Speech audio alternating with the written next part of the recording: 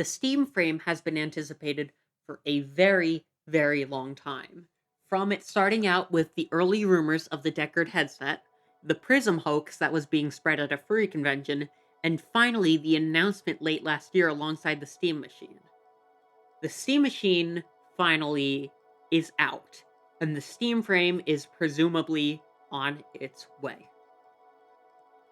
The thing I worry most about the Steam frame, though, is the price. The Steam machine has a considerably large price tag, putting it out of the realm of possibility for a lot of people, especially in comparison to the Steam Deck, which at launch had its entry point very low at just $400.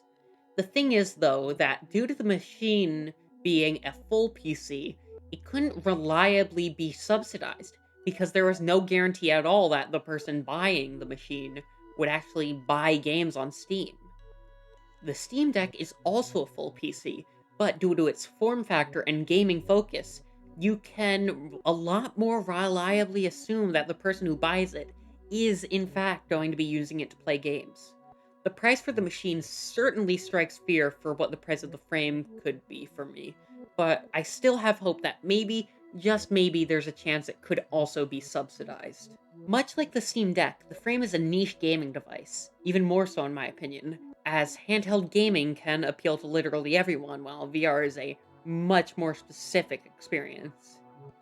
It is much more likely that whoever buys a Steam frame will be buying games on Steam compared to whoever buys a Steam machine.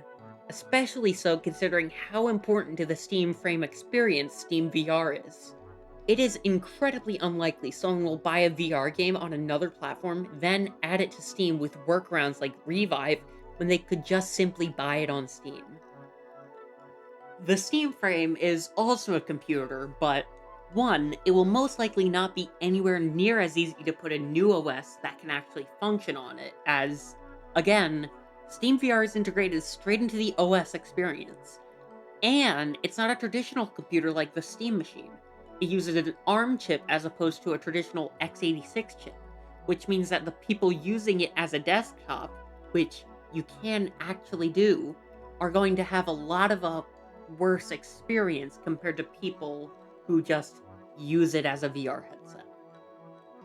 If Valve does wind up subsidizing the headset, then a lot more people could be willing to get into VR, and it could pose a major boost to the industry, a starting point for a lot of VR newcomers.